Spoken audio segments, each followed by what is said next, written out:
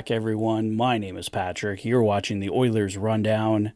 Well, we're a couple days out here from the Stanley Cup Finals. Have some news on the potential Game 1 roster for the Edmonton Oilers. But before I get to that, I did want to talk about something else that will be a key problem.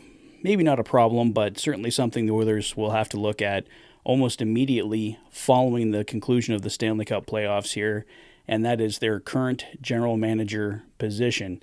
Obviously, Ken Holland is wrapping up his 5-year contract, and no one wants to really focus on anything else other than the playoffs right now. I think Jeff Jackson did come out and say they're going to deal with that once the season is over, but because of the time crunch and because of another hire that the Oilers have made recently, I did want to kind of throw out a possible theory of mine. This has no backing whatsoever from any insiders, or I haven't read it anywhere. This is just simply something I've been kind of thinking about throughout the day and wondered if it was a possibility for the Edmonton Oilers here going forward.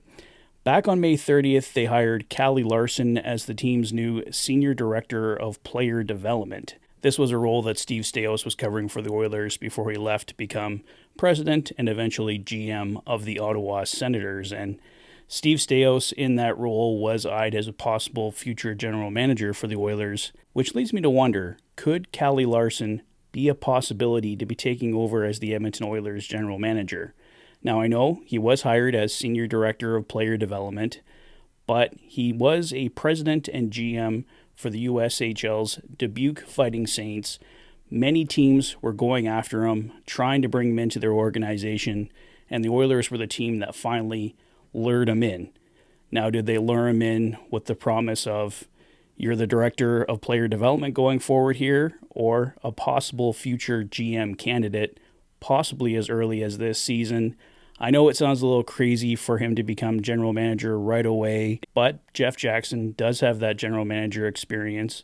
The Oilers could bring in assistant GMs for Callie Larson that are experienced in the NHL, help mentor him along. I'm thinking with Callie Larson, is he possibly the next guy like Kyle Dubas was with the Toronto Maple Leafs, for example? Elliot Friedman and Jeff Merrick were talking about Callie Larson a bit on the 32 Thoughts podcast. They also mentioned Mark Hunter, current owner and GM of the London Knights.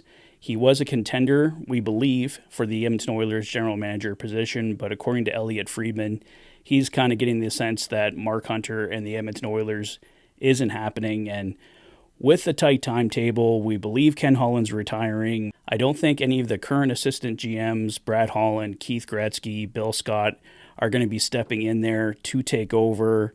I imagine Jeff Jackson brings in all of his own guys. He started doing that with Rick Percy, with Callie Larson. So it just got me thinking, could Callie Larson be possibly taking over as general manager? Was his hiring as Senior Director of Player Development just kind of a stopgap job until the Oilers could officially announce him as general manager?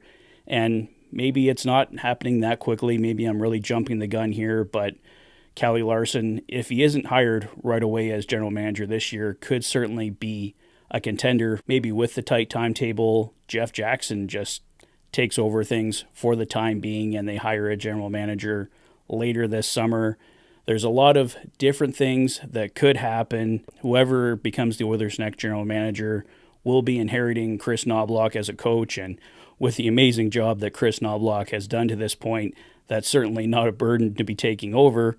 But maybe a new guy like Callie Larson would be more willing to just inherit a coach. So I don't know. Let me know what you guys think in the comment section below. Am I totally out to lunch here? Do you think Callie Larson could be a strong contender to be taking over as Oilers general manager? Maybe not right away, but in the near future. Let's see what happens there. Let me know your thoughts in the comment section below. And a few thoughts on Ken Holland. He certainly had a tumultuous 5 years with the Edmonton Oilers. A lot of highs, a lot of lows. I think Ken Holland has done a solid job for the Edmonton Oilers. He's got them into the playoffs every year. They've made it to the conference finals or better 2 of the past 3 years. I mean, not many GMs can say that. If Ken Holland wins the Stanley Cup this year with the Edmonton Oilers, I think that will firmly cement his legacy in Edmonton. He came in here on a 5-year contract. Basically, you could call it a 5-year plan. And if at the end of that 5-year plan, the Edmonton Oilers are hoisting the Stanley Cup, ultimately you have to consider it a success. When you see quotes from guys like Zach Hyman saying this is the best decision he's ever made, Matthias Ekholm thanking Ken Holland for bringing him into the Edmonton Oilers.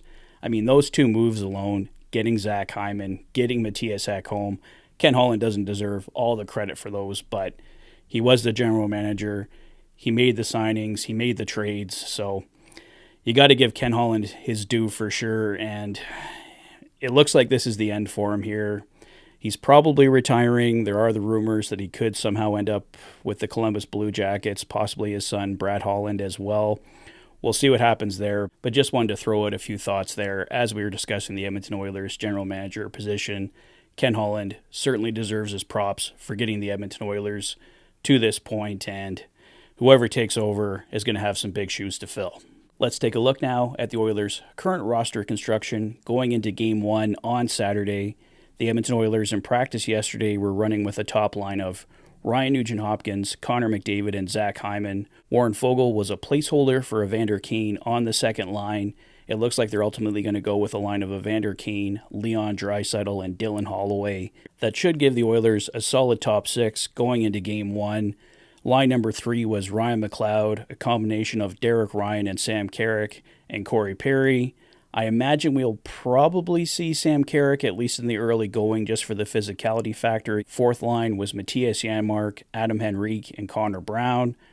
That gives the Oilers a really solid top 12. On the blue line, Matthias Ekholm and Evan Bouchard, Darnell Nurse and Brett Kulak, Philip Broberg and Cody Ceci made up your top 6. Philip Kemp and Vinny Desharnais were skating as the number 7 and number 8 defensemen. You have to think Desharnais draws back in pretty soon against the Florida Panthers. Vinny Desharnais does bring that size the Oilers will probably need, so we'll see what happens there. And of course, Stuart Skinner will most definitely get the start for the Oilers in Game 1. So Evander Kane has been battling some injuries, which is why he wasn't at practice yesterday. But head coach Chris Knobloch believes that Evander Kane should be good to go for Game 1 against the Florida Panthers.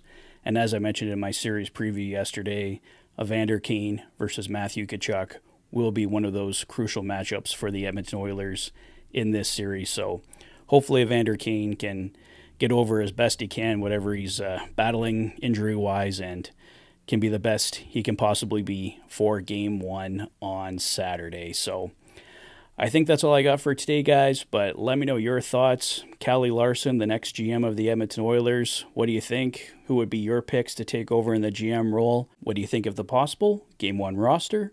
Let me know in the comment section below. If this is your first visit to the channel and you like what you see, please consider liking and subscribing for all the latest Oilers content. You've been watching the Oilers Fanatic. Thanks for being a fan.